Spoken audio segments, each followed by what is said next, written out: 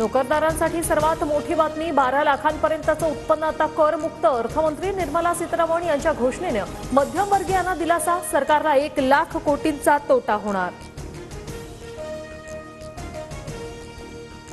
मोबाईलचे part, electric वाहनं, देशांतर्गत मोबाईल फोनचं उत्पादन वाढवण्याचं केंद्र सरकारचं धोरण, तर इलेक्ट्रिक वाहन उद्योगांमधील लिथियमच्या उत्पादनाचा खर्चात कपात होणार। कॅन्सरची औषधं स्वस्त होणार, कॅन्सर संबंधित 36 औषधांवरील सीमाशुल्क हटवण्याची घोषणा, वैद्यकीय उपकरण स्वस्त होणार, मोदी सरकारचा रुग्णांना दिलासा।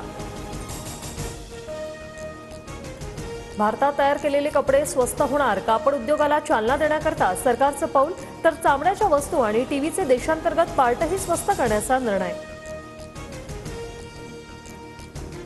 2025च्या अर्थसंकल्पात नोकरी कौशल्य निर्माण करण्यासाठी 7 घोषणा, वैद्यकीय महाविद्यालयांमध्ये 5 वर्षात 75,000 जागा वाढवणार, तर आयआयटी क्षेत्रात 6,500 सीट आणखी वाढवल्या जाणार। देशातील कृषी उद्योगाच्या विकासासाठी मोदी सरकार सकारात्मक, 100 जिल्ह्यातील शेतकऱ्यांसाठी पंतप्रधान धनधान्य कृषी योजना, 1.7 कोटी शेतकऱ्यांना याचा फायदा होणार। कापूस उत्पादक वाढवण्यासाठी 5 वर्षाचं मिशन, कापूस उत्पादक शेतकऱ्यांना 5 लाख रुपयांचं पॅकेज, शेतातील कापूस उत्पादकता वाढवण्यासाठी सरकारचे प्रयत्न। किसान क्रेडिट कार्डवरील कर्जाची मर्यादा 3 लाखांवरून 5 लाखांपर्यंत, 7.7 कोटी शेतकऱ्यांना फायदा होणार, तर लघु उद्योगांसाठी विशेष क्रेडिट कार्ड। डाळींसाठी आत्मनिर्भरता योजना लागू, पुढील 6 वर्ष मसूर आणि तूर यांसारख्या डाळींचं उत्पादन वाढवण्यावर लक्ष केंद्रित, भारताला डाळीच्या उत्पादनात स्वतःचा पुरवठा सुनिश्चित करता येणार। केंद्र सरकार तेलबियांची खरेदी सरकार 100% हमीभावाने करणार, अर्थसंकल्पीय अधिवेशनातून निर्मला सीतारामन यांची मोठी घोषणा।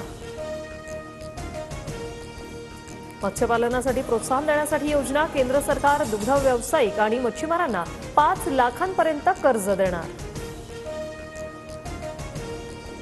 मध्यम वर्गाकरता ड्रीम बजेट दिल्याने पंतप्रधान मोदींसह अर्थमंत्री निर्मला सीतारामन यांचे आभार, नव्या कर रचनेने मध्यमवर्गीय नोकरवर्ग तरुणांना मोठा फायदा होणार, मुख्यमंत्री देवेंद्र फडणवीसांची प्रतिक्रिया।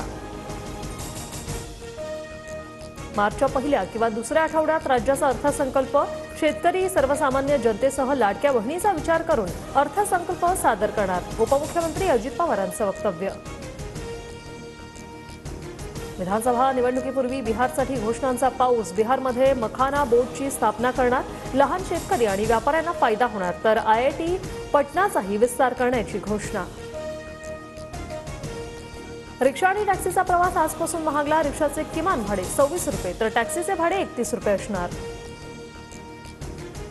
बीड प्रकरणात धनंजय मुंडेंची पाठराखण केल्यानंतर संतोष देशमुखांचं कुटुंब भगवानगडावर जाणार, नामदेव शास्त्रींकडे पुराव्यांची फाईल सादर करणार।